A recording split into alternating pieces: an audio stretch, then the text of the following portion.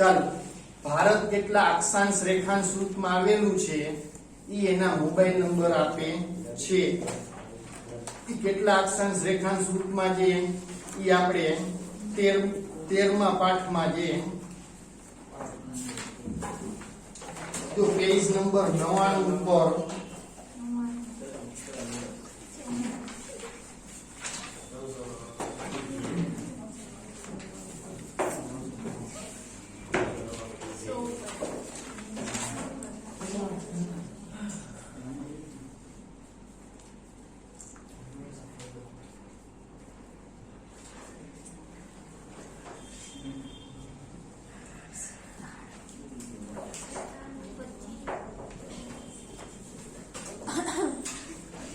$97.25 આ ઉત્તર અક્ષાંશ પૂર્વ રેખાંશ વૃત્ત છે, ત્યાંથી 68.7 રેખાંશ વૃત્ત વચ્ચે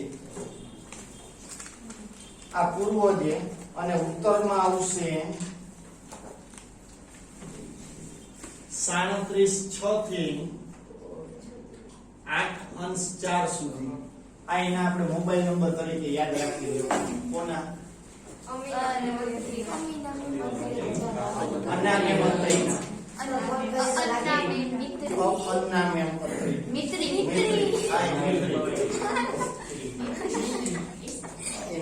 છે. છિત્રીમાં જઈ અને પત્રી પાડતા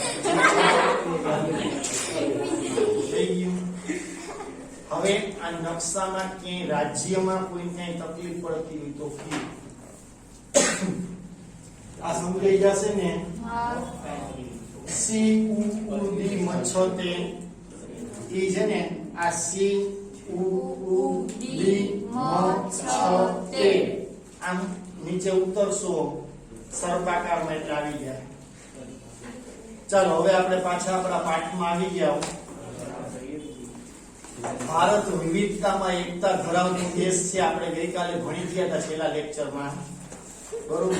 છતાંય થોડું રિપીટ કરી દઉં કે વિવિધતામાં એકતા એટલે તો કે આપણે અહીંયા વિવિધ ધર્મ છે, વિવિધ જાતિ જ્ઞાતિ સંસ્કૃતિ ધરાવતા લોકો રહીએ, છતાંય એક છે, ક્યાંય રોજ બાજતા નથી. દેશમાં રહેલી વિવિધતાઓ ભાગ્યે જ બીજા કોઈ દેશમાં જોવા મળતી હશે. આપણા દેશમાં જેટલી વિવિધતા છે એટલી ભાગ્યે જ બીજા કોઈ દેશમાં જોવા મળતી હશે. કોઈ એક ચોક્કસ ભૌગોલિક વિસ્તારમાં લાંબા સમયથી લોકો રહેતા હોય ત્યારે તેઓમાં પોતાનાપણાની એક ભાવનાત્મક લાગણી ઉદ્ભવે. કોઈ વ્યક્તિ છે જ્યાં કાયમ રહેતા હોય પછી એ જગ્યાને બી પોતાનું સ્થળ માનવા માંડે. આપણે છીએ, તમે બાલ મંદિર ભણ્યા હો, જ્યાં બાલ મંદિર ભણતા એમ કહીને અમારી સ્કૂલ છે. 1 થી 8 જ્યાં ભણ્યા એમ કહે અમારી સ્કૂલ છે. અત્યારે 9મા 10મા ભણો છો તો અમારી સ્કૂલ. તમે અહીંયા ભણો તો અમારો ક્લાસ છે. તો ત્યાં બધું શું કહે, આપણે પોતાનાપણાનું માનવા માંડી. આપણે આપણા મિત્ર ભેગા જતા હોય, બેનપણી ભેગા જતા હોય, આપણા પપ્પાની શું કહે, આ મારા પપ્પા છે. કારણ કે આપણે એ રાખીએ, આ મારો ભાઈ છે, આ મારી બેન છે. તો આ બધું આપણે પોતાનાપણાનું માની છે. તો એમ જે લોકો વિદેશીઓ છે, અન્ય દેશમાંથી ભારતમાં આવ્યા, એ અહીંયા થોડો સમય રોકાણ તો અહીંયાના જ થઈને રહી ગયા. આ જ દેશને પોતાનું માનવા માંડ્યા. આ શું છે તો આ જ આપણું છે. 1 પેઢી 2 પેઢી 3 પેઢી પછી તો કે હવે આ બસ ભારત જ અમારું વતન થઈ ગયું, કાયમ માટે ભારતના થઈ ગયા. આમ લાંબા વિસ્તારથી લાંબા સમયથી લોકો રહેતા હોય ત્યારે તેઓ પોતાનાપણાની એક ભાવનાત્મક લાગણી ઉદ્ભવે છે. ભાષા, ધર્મ, રીત રિવાજો, જીવનશૈલી, ઐતિહાસિક પરંપરાઓ વગેરે એકબીજા સાથે મળતા આવતા હોવાથી એક જ વિસ્તારમાં રહેતા લોકોની આત્મીયતા એકબીજા પ્રત્યેની વધુ લાગણી વધુ મજબૂત બને. તમે અમારા સાથે જોડાયેલા, અમે તમારા સાથે જોડાયેલા, બરોબર? થોડોક સમય થાય એકબીજાના પરિચયમાં આવી, આપણે વાત થાય, એકબીજાને ઓળખીતા થાય, પછી ક્યાંય નીકળે તો શું કે આ મારા સ્ટુડન્ટ છે, અમે નીકળી તમે જો તો આ મારા સાહેબ છે. પણ આમાં અમુક વિદ્યાર્થી તો લાગણીઓ એવી જોડાઈ ગઈ હોય, હાવ ઘરના જ માનતા હોય. અમારે કેટલાય વિદ્યાર્થીઓ સાથે દર વર્ષે એવું બને, કેટલાક વિદ્યાર્થીઓ એટલા એટેચ થઈ ગયા હોય શિક્ષકો સાથે કે એને પોતાનો સર્વસ્વ માનતા હોય. મારા 25મું વર્ષ છે, 25 વર્ષથી વિદ્યાર્થીઓ અમારા આગળ ભણે, તો કેટલાય તો એવા છે કે જે અમારા સાથે હાવ ઘરેલું રિલેશન થઈ ગયા, અથવા અમારે વિદ્યાર્થી સાથે ઘરેલું રિલેશન થઈ ગયું. અમારા કલેક્ટરની કચેરીમાં અમારા 2 થી 3 સ્ટુડન્ટ છે. કલેક્ટરની કચેરીમાં અત્યારે હાલમાં દરેક જગ્યાએ પોલીસ સ્ટેશનમાં 2-3 વિદ્યાર્થી, ક્યાંય પણ જાય, હોસ્પિટલમાં જાય, હોસ્પિટલમાં અમારા 2 સ્ટુડન્ટ છે. એક છે સ્નેહા કરીને, હું એની અટક ભૂલી ગયો, એ 2001માં અમારા ઘર ભણતા, એ અત્યારે ડોક્ટર. બીજા જાદવ ભાવિકા કરીને એ ડોક્ટર. તો ગમે એ ક્ષેત્રમાં જઈને અમને ક્યાંક તો અમારા સ્ટુડન્ટ મળી જાય.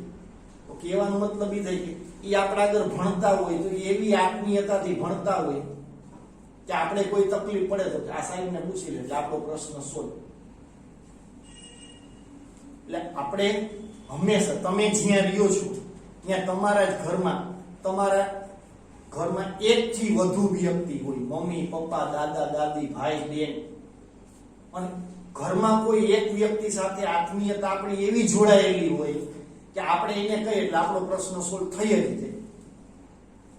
આપણા આડોશ પાડોશમાં પાડોશી તો કેટલાય હોય, બરોબર, પણ એક પાડોશી એવો હોય કે જેના સાથે આપણા મનમેળ હોય. પાડોશી બધા સારા છે, આપણે રોજ કોઈ યાર બાજવા નથી જતા, એ લોકો આપણા બાજવા નથી આવતા, એને આપણું કઈ ખરાબ નથી કર્યું, એને આપણું કઈ સારું નથી કર્યું, બરોબર, પણ છતાંય અમુક વ્યક્તિ એવા હોય જે આપણે મેળ આવતા હોય. શું કામ ને તો કે આપણે એની સાથે આત્મીયતાથી જોડાયેલા, આત્મીયતાથી આત્મા સાથે આપણે એનો સંબંધ, આપણે એને જોઈને આનંદ આવે, આપણે એને જોઈ તો આપણે મોજમાં આવી જાય, હા ભાઈ કેમ છે, આપણે સામેથી બોલાવવાનું મન થાય.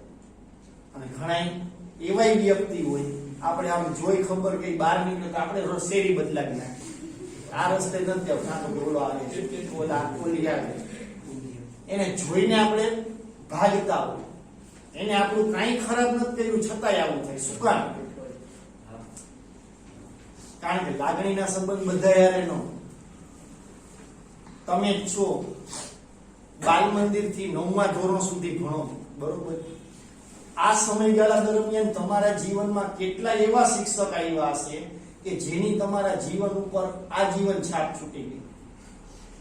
આપણે ખાલી યાદ કરીએ, હા ફલાણા ધોરણમાં હું ભણતો ત્યારે જે સાહેબ હતા, જે ટીચર હતા, એના સાથે મને બહુ મેળ આવતો, ગમે એ હોય, બરોબર.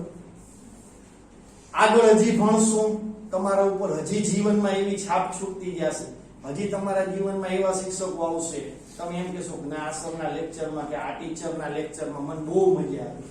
મજા આવવાનું કારણ શું? તો કે એક જ, આપણે એ લેક્ચરમાં આત્મીયતાથી જોડાઈ ગઈ. એમ ભારતમાં આવા કેટલાય લોકો આવ્યા કે જેને ભારત સાથે એવો લગાવ થઈ ગયો, એ લોકો અહીંયા રહ્યા પછી અહીંયાના જ થઈને રહી ગયા. હવે આપણે ક્યાંય જવું નથી થઈ ગયું. સાંસ્કૃતિક વિકાસ એ કોઈ ચોક્કસ જાતિના કે પ્રજાના પ્રયત્નનું પરિણામ નથી.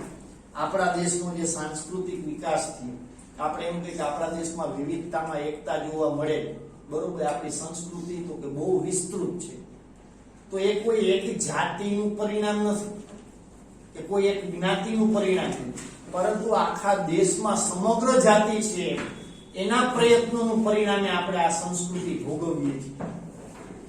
પણ એ ત્યાંની પ્રજાના સામૂહિક પ્રયત્નો અને સિદ્ધિઓનું પરિણામ. આપણા દેશના ઇતિહાસમાં તમે જુઓ તો કે દરેક જ્ઞાતિ, દરેક જાતિ, દરેક પ્રજા, દરેક ભાષા, દરેક બોલીના લોકોએ પોતાનો ફાળો આપ્યો છે, એટલે આપણે આ વિવિધતા જોવા મળે છે. અને હજી એમાં ઉમેરો થાય જ રાખવાનો. આપણે વિકાસ છે એ કોઈ મર્યાદિત વસ્તુ નથી. આ યાદ રાખજો કે આપણે અહીંયા ફલાણા સ્થાને પહોંચી ગયા તો કે હવે વિકાસ આપણો પૂરો. 10મું ધોરણ તમે પાસ કરી લીધું, 10માં તમને 95% આવ્યા તો શું તમારો વિકાસ પૂરો થઈ ગયો? ના, આગળ 11મું રાહ જુએ છે, 12મું રાહ જુએ જ છે. 12માં માનો તમને 92% 93% પરિણામ આવ્યું તો શું ત્યાં વિકાસ પૂરો? ના, હજી આગળ ભણતર છે. તમારે એને એ વસ્તુ આગળ તમારે બેચલર ડિગ્રીમાં ઉપયોગ કરવાનો, એમાં તમે સારું પરફોર્મન્સ આવ્યું, આખી યુનિવર્સિટી ફર્સ્ટ આવ્યા, ત્યાં તમારો વિકાસ પૂરો? ના, આગળ માસ્ટર ડિગ્રી રાહ જુએ જ છે. માસ્ટર ડિગ્રીમાં તમે સારામાં સારું પરફોર્મન્સ આપ્યું તો શું વિકાસ પૂરો? ના, આગળ વ્યવસાયિક ડિગ્રી રાહ જુએ જ છે. વ્યવસાયિક ડિગ્રીમાં તમે સારામાં સારું પરફોર્મન્સ આપ્યું, ત્યાં વિકાસ પૂરો? ના, આગળ સામાજિક વસ્તુ તમારી રાહ જુએ. તમારે સમાજમાં ફાળો આપવો જ પડે. સમાજમાં તમે આખા સમાજમાં શ્રેષ્ઠ વ્યક્તિ છો, સારામાં સારો ફાળો આપવો, તમારો ફરજ પૂરી? ના, તમારું રાજ્ય તમારી રાહ જોવે, અંતે તમારો દેશ તમારી રાહ જોવે છે, અને છેવટે આખું વિશ્વ તમારી રાહ જોવે છે. અને આખા વિશ્વમાં જ્યારે તમે તમારો ફાળો આપવો, તમે ગાંધીજીની જેમ આખી દુનિયા તમને યાદ કરે, અબ્દુલ કલામની જેમ દુનિયા તમને યાદ કરે, મિસાઇલ મેન તરીકે ઓળખાય છે. તો મહાન વ્યક્તિ બનવા માટે આપણે આપણી જાતને સતત પરફોર્મન્સ આપવું જ પડે. અને આ જ વસ્તુ આપણા ધર્મ ગ્રંથોમાં આપી. તમે કોઈ પણ ધર્મના, કોઈ પણ જ્ઞાતિના હો, કોઈ પણ જાતિના હો, ને આપણે કઈ વ્યક્તિને યાદ કરતા છે? મેં તમને કીધું એને પોતાની જાતને સતત કાયમ એ રોજ નવી અપડેટ કરીને લાવવી પડે છે, અને પોતાની જાતને સાબિત કરવી પડે. મેં હમણાં જ તમને કીધું, તમે તમારા કોઈ શિક્ષક છે એ તમને સારા લાગતા હોય, શું કામને સારા લાગે? કારણ કે એને રોજ જે લેક્ચર લેવા આવે ને એ લેક્ચરમાં એને એ પ્રમાણેની વાત કરવી પડે તો જ સારા લાગે. નહીં તો એક વખત એક સારું લેક્ચર લીધું પછી હાવ નમાલા થઈ જાય મેળ આવે તો આપણે એમ કહીએ તેની લેક્ચર લીધું તો મજા આવી, હવે કા નથી આવતું એનું કારણ છે ને તે વડે ત્યાં સુધી ને બસ પછી પૂરું. ઘણા હોય 10માં તો કે 92% પછી 12માં તો કે 40%, કાં તો હવે અવડે માર્ગે એવું. સફળતા મેળવવી સહેલી છે ને પચાવી બહુ અઘરી. સતત પરફોર્મન્સ આપવું પડે તો દુનિયા એને યાદ કરે. તમે અમિતાભ બચ્ચનને યાદ કરું શું કામ? એને સતત પરફોર્મન્સ આપ્યું. સચિન તેંડુલકરને યાદ કરી શું કામ? એને સતત પરફોર્મન્સ આપ્યું. તો દુનિયા તમને યાદ કરે. આપણે સતત આપણું પરફોર્મન્સ આપવું જ પડે, હંમેશા સારું રહેવું પડે, તો આપણી હોશિયારમાં ગણતરી થાય, હારામાં ગણતરી થાય. પણ એક દી હું ડાયો થઈને બેસી જાઉં, બીજા દિવસે પાછો હરી હામે આ કરું, દુનિયાને ખબર જ હોય. પ્રદેશવાદને ઉત્તેજન આપવા કે તેનો વ્યાપ વધારવા અમુક નેતા આગેવાનો કેટલાક તોફાની તત્વો લોકોની લાગણીઓને બહેકાવાની કામગીરી કરતા હોય. ઘણા લોકો એવા પ્રદેશવાદને ઉત્તેજન આપે.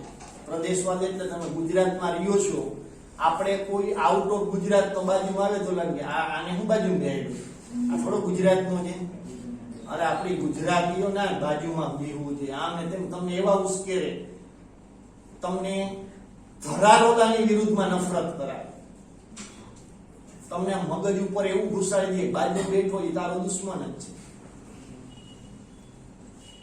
પ્રદેશવાદને ઉત્તેજન આપે. આગળ એનો વ્યાપ વધારવા અમુક નેતાઓ અથવા આગેવાનો કેટલાક તોફાની તત્વો એ લોકોની લાગણીઓને બહેકાવાની કામગીરી કરતા હોય. કે આપણી અંદર એવું લાગણી ભરી દઈએ કે બીજો વ્યક્તિ છે તમારો દુશ્મન જ છે. આવી જ રીતના આપણા દેશમાં હિન્દુ મુસ્લિમના ઝઘડા થયા એનું કારણ જ કે કોઈ આગેવાન હોય, કોઈ નેતા હોય, શું કરે? ધર્મના નામ ઉપર બીજાને બજાવે.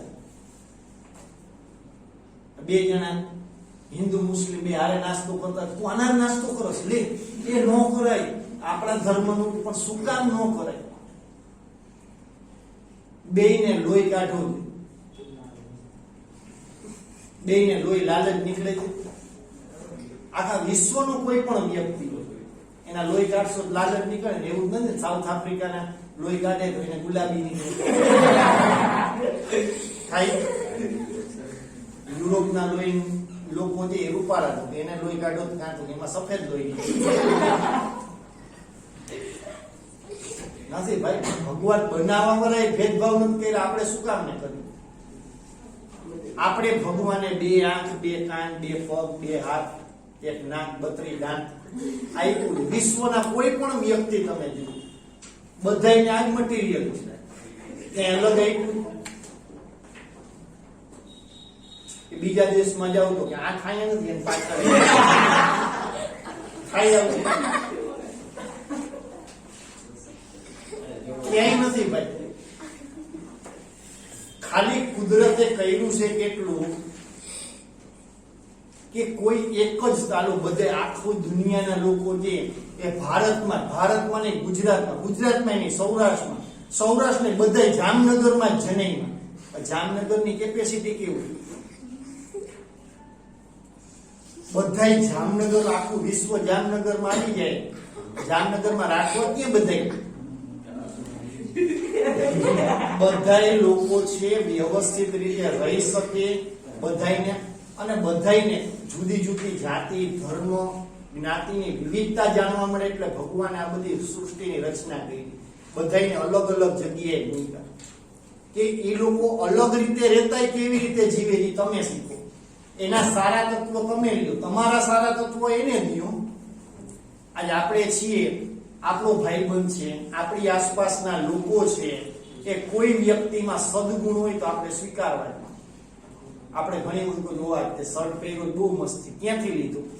એને સારું પોશાક પહેર્યો તો આપણે એને પૂછ્યું ને ક્યાંથી લીધું, કાં તો મારે લેવો છે તો આપણે એના જેવું લેશું. પણ કોઈ દી એને ખરાબ તત્વો અપનાવ્યું હોય તો આપણે કહીશું હો આ ક્યાંથી, કાં તો મારામાં વિકસાવું. આવું થઈ શકે? નો થાય. કારણ કે આપણે ખબર છે ખરાબ તત્વો છે એ લેવાય નહીં.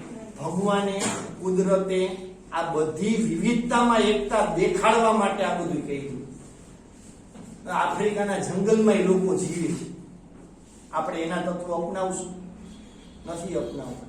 પરંતુ અમેરિકા છે, જર્મન છે, જાપાન છે, આ ટેકનોલોજીમાં આગળ પડતા દેશ છે, તો એ લોકોએ વિકસાવેલી ટેકનોલોજી આપણે તરત અપનાવી લીધી. શું કામ ને? આપણે ખબર છે કે એ સારી છે, આમાં આપણો વિકાસ છે, એટલે આપણે એ અપનાવીએ. આપણે કોઈ બહેકાવે, ભાઈ આમાં ધ્યાન, કોઈ બહેકાવે કે તમારે આની વિરુદ્ધમાં જવું જોઈએ, આ ખોટો માણસ, તો આપણે આપણી બુદ્ધિના ઉપયોગ કરવાના કે આ પોતાના સ્વાર્થ માટે કેટલું કહે. અને એક વસ્તુ જીવનમાં ખાસ યાદ રાખજો, કોઈના વખાણ કરવા હોય ને દિલ ખોલીને કરજો, જાહેરમાં વખાણ કરજો. પણ કોઈની બુરાઈ કરવી હોય તો આપણી જીભને કહી દેવાનું થોડીક વાર શાંતિથી બેસે. તમે અહીંયા 10 જણા બેઠા, 10માં કોઈ એક વ્યક્તિમાં કઈ ખામી હોય તો એને જાહેરમાં ન કહેવાય, સાઈડમાં બોલાવી કહી દો, દીકરા તારી આ ખામી છે એ દૂર કરજે. મારે કઈ ચાલુ વિડીયોમાં, રેકોર્ડિંગમાં જાહેરમાં ન બોલે, યુટ્યુબમાં મૂકો, કાં તો કે આ વ્યક્તિમાં ખામી છે. એને કઈ એડવર્ટાઇઝમેન્ટ ન હોય. વ્યક્તિમાં અવગુણ હોય, દરેક વ્યક્તિમાં અવગુણ હોય. અમારામાં કેટલાક અવગુણ હશે, અમે કઈ ભગવાનના નથી. અવગુણ હોય, પણ એ અવગુણને આપણે શું કરવું? દૂર કરવાનું. પછી સદગુણ જ રીત. તો આપણે કોઈ ચડાવે, કોઈની ચડાવણીએ ચડવું નહીં. આમ પ્રદેશવાદની વૃત્તિઓને જગાડનારા અને ઉત્તેજિત કરનારા તથા બહેકાવનારા પરિબળો દેશની રાષ્ટ્રીય એકતા માટે કેવા છે? નુકસાનકારક છે. એ પ્રદેશવાદની વૃત્તિ જગાડે, તમને ઉત્તેજિત કરે, તમને ગુસ્સો દેવડાવે, બહેકાવે. આ પરિબળો તમારા માટે હાનિકારક છે, નુકસાનકારક છે. વ્યક્તિનો વિકાસ સાધવા માટે હંમેશા મહત્વાકાંક્ષા હોય તે સારી વાત છે. વ્યક્તિ પોતાનો વિકાસ કરવા માટે હંમેશા મહત્વાકાંક્ષી જ હોવું જોઈએ. તમે છો તો તમે મહત્વાકાંક્ષી વ્યક્તિ હોવા જોઈએ કે આજે મારું પરિણામ જે આવે છે, હું જે ભણું છું, હું જે શીખું છું, હજી વધુ કઈ રીતે શીખી શકું, હજુ સારી રીતે કઈ રીતે શીખી શકું, હજી મારું પરિણામ કઈ રીતે સુધારી શકું, મારી નામના છે હજી સારી કઈ રીતે કરી શકું. આ તમારી મહત્વાકાંક્ષા હોવી જોઈએ. એ સારી વાત છે. તે સિદ્ધ કરવા પ્રેરણા પૂરી પાડવી જરૂરી છે. તો એના માટે આપણે કઈ વસ્તુની જરૂરી, આપણી જાતને પ્રેરિત કરો. હંમેશા સારી વ્યક્તિઓના સદગુણ અપનાવતા જાઓ. તમારામાં સારી વસ્તુ આવતી જ જાય. આ સનાતન સત્ય. હંમેશા તમે સદગુણ સ્વીકારો એટલે તમારે દુનિયાને કહેવાની જરૂર નથી કે હું સારો છું. દુનિયા તમારી નોંધ લેશે કે તમે સારા છો. પણ તમે સતત બીજાના હરિહામેણા કહી રાખશો, દુનિયા એ નોંધ લેશે કે આમાં ધીમે ધીમે અવગુણ આવતા જાય છે અને આપણે એ અવગુણથી દૂર રહેવાનું છે. બરોબર છે? શું કામ નથી? આપણી નામના ખરાબ થાય છે. આજ છે તમારામાંથી અહીંયા અમે બેઠા, અમારું બધું ઓબ્ઝર્વેશન ચાલતા હોય. કોઈક વ્યક્તિ એમ કે ના ફલાણી વિદ્યાર્થી છે કે વિદ્યાર્થીની બહુ હોશિયાર.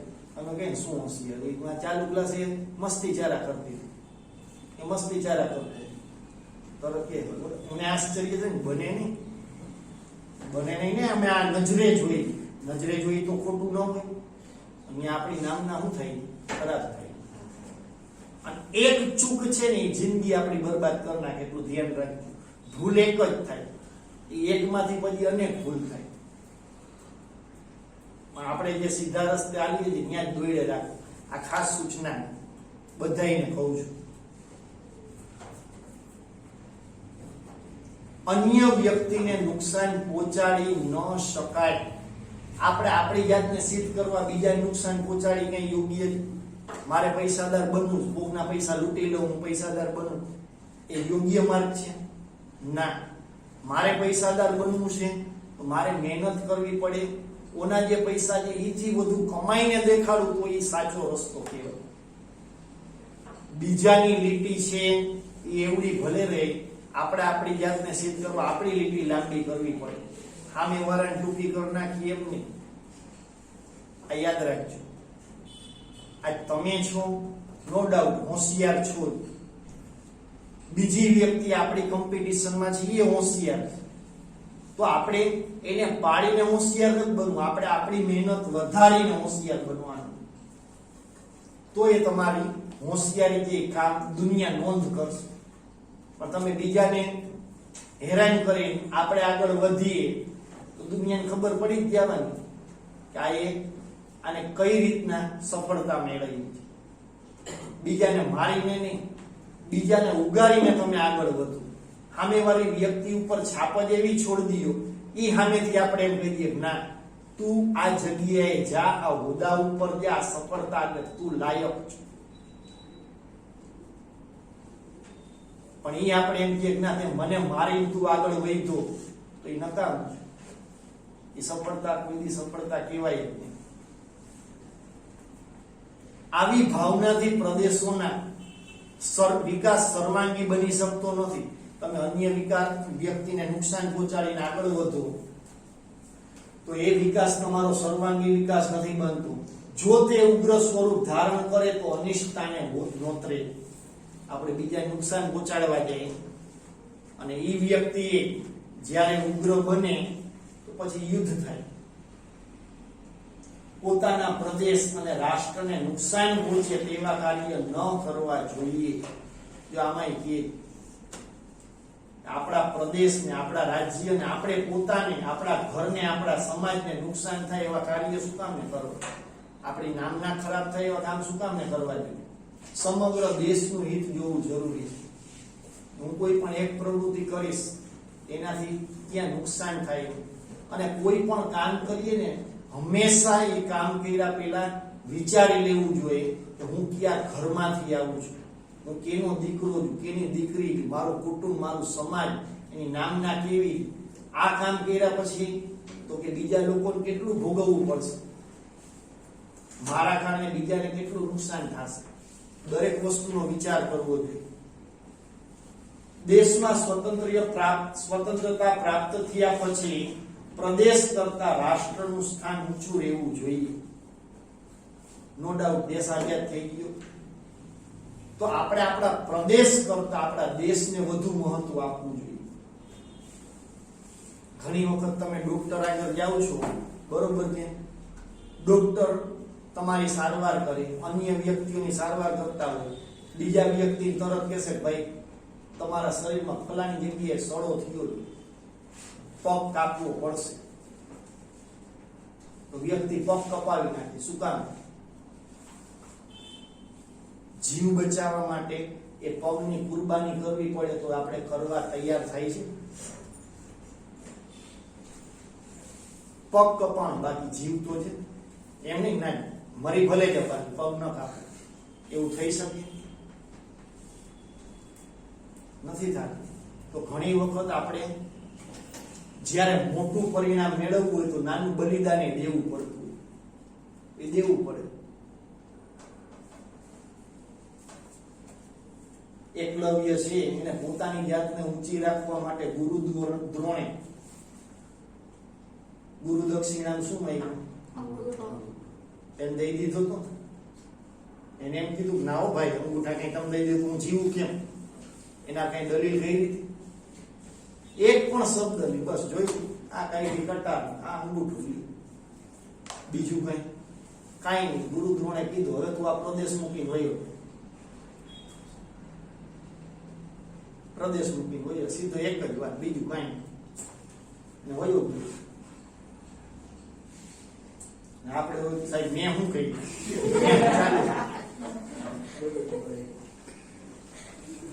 ભારતીય સમાજમાં વિદેશી પ્રજાઓનું અને તેમના સાંસ્કૃતિક મૂલ્યોનું એક પ્રકારનું સમન્વયકરણ છે. ભારતીય સમાજ જે વિદેશી પ્રજા આવી એ વિદેશી પ્રજાના સાંસ્કૃતિક મૂલ્ય તો કે ભારતે સ્વીકાર્યા અને ભારતમાં એવા વિલીન થઈ ગયા, બધું સમન્વયકરણ થતું ગયું, એટલે બધું એમાં ભળતું ગયું. વિવિધ પ્રજાના સદગુણો ભારતે સ્વીકારેલા, પણ સાથે સાથે તે બધી જ પ્રજા જે પ્રદેશમાં વસવાટ કરીને કાયમી રહેવાથી ત્યાંની ભૂમિ માટે એક પ્રકારનો લગાવ લાગણી જન્મ. જેટલી વિદેશી પ્રજાઓ ભારતમાં આવી, ભારતના જે સ્થાનમાં રહી એ ન્યાના સાથે એટલી લાગણીથી જોડાઈ ગયા કે હવે કાયમી ત્યાંના જ રહી ગયા, જેને પ્રદેશવાદની ભાવના કહીએ. હમણાં જ આપણે આટલા બધા પ્રદેશો ભણ્યા, બરોબર? આ દરેક પ્રદેશમાં બધાયની બોલી, બધાયની ભાષા અલગ અલગ છે. તો એ પ્રદેશવાદની લાગણી છે કે પોતાના પ્રદેશનું ગર્વ લઈએ. આપણે ગુજરાતમાંથી તો ગુજરાતનું ગર્વ લઈએ છે, મહારાષ્ટ્ર વાળા તો મહારાષ્ટ્રનું ગર્વ લઈએ, દક્ષિણ ભારતના જેટલા લોકો જે કેરળ, તમિલ, કર્ણાટક, આંધ્રપ્રદેશ, તેલંગાણા, આ બધા તો કે એ પોતાનું ગર્વ લે છે. દરેકને પોતાની સંસ્કૃતિનું, પોતાની ભાષાનું, પોતાના ધર્મનું, પોતાની જાતિનું ગર્વ હોય. આવી લાગણી કે ભાવના થવી તે લાંબા ગાળાની પ્રક્રિયાનું પરિણામ છે. આવી લાગણી થવાનું કારણ શું? કે લાંબા ગાળાની પ્રક્રિયા છે. તમે જો અત્યારે અહીંયા રહ્યો છો, હમણાં બને એવું 10મા પછી તમને ઉચ્ચ અભ્યાસ માટે ક્યાંય વિદેશ મોકલવામાં આવે. હવે ત્યાંની યુનિવર્સિટીમાં તમે એવો અભ્યાસ કરો, 5 વર્ષ 7 વર્ષ ત્યાં રહ્યો, પછી અહીંયા આવો તો તમને ગર્વ ક્યાં મળે? જે તે યુનિવર્સિટીમાં ભણ્યા એનું ગર્વ. ના કોક એના વિશે ખરાબ બોલે તો ચોખ્ખા શબ્દ કે તું ત્યાં ગયો છો, તે જાણ્યું કઈ, એમને ખરાબ બોલી દેવાનું. કારણ માણસની આદત છે. હમણાં કે અમેરિકા, હું અમેરિકામાં કાંઈ નથી, તું ગયો છો અમેરિકા? તો કે ના. એમને બસ માણસ સલાહ આપવી, મંતવ્ય આપવું એટલે કાંઈ નહીં. ગમે એના સર્ટિફિકેટ લખીને દઈ દે તમે. પાકિસ્તાન આપણું શત્રુ છે, બરોબર, પણ શત્રુ જે તો એવી હરકત કરે, શત્રુ 24 કલાક શત્રુ જ નથી. આ યાદ રાખજો. દુશ્મને ઘણી વખત એક કામ એવું કરતો હોય એ બીજા માટે તો કે ફાયદાકારક હોય. તો આપણે કોઈ પણ વ્યક્તિ વિશે, મેં હમણાં કીધું, કોઈ પણ વિશે બોલવું છે ને સહેલું.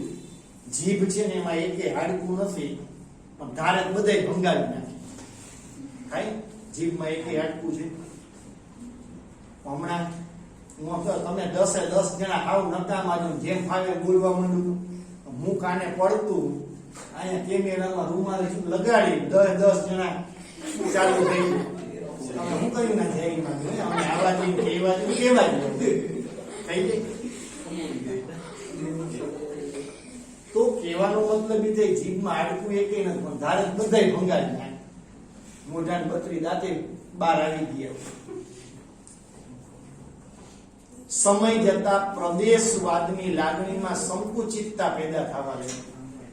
હવે પછી બધાય સંકુચિત મગજના થવા માંડ્યા. કારણ તો કે બધાયને ભારત દેશ વિશે નહીં, પોતાના ગુજરાત વિશેની લાગણી થવા માંડી. પછી કે ગુજરાત નહીં તો કે અમને સૌરાષ્ટ્ર વિશેની લાગણી, સૌરાષ્ટ્ર નહીં અમને જામનગર વિશેની, હવે જામનગર નહીં અમને અમારા વિસ્તારની, અમારા વિસ્તાર નહીં અમને યસ ક્લાસીસ, સોડા ક્લાસ નહીં મને મારા બેન્ચની નહીં મારી જગ્યાની. આવ સંકુચિત થવા માંડ્યા માણસ. છેલ્લે તો કે બસ આટલી જ જગ્યા હારી, બાકી આ માણસના મગજ કેવા થવા માંડ્યા? પેલા વિશાળ હતા, હવે સંકુચિત થવા માંડ્યા. પ્રદેશવાદના ઉદ્ભવ અને વિકાસ માટે ભાષા, જાતિ અને ધર્મ એ 3 પરિબળોને મહત્વના ગણાવી શકાય. પ્રદેશવાદ થવાનું કારણ શું? તો કે ભાષા, જાતિ અને ધર્મ. બધાય પોતપોતાની ભાષાનું અભિમાન કરવા માંડે, પોતાના ધર્મનું અભિમાન કરવા માંડે, જાતિનું અભિમાન કરવા માંડે. અભિમાન કરો પણ બીજાને નુકસાન પહોંચાય એમ નહીં. હવે પરિસ્થિતિ આ થવા માંડી.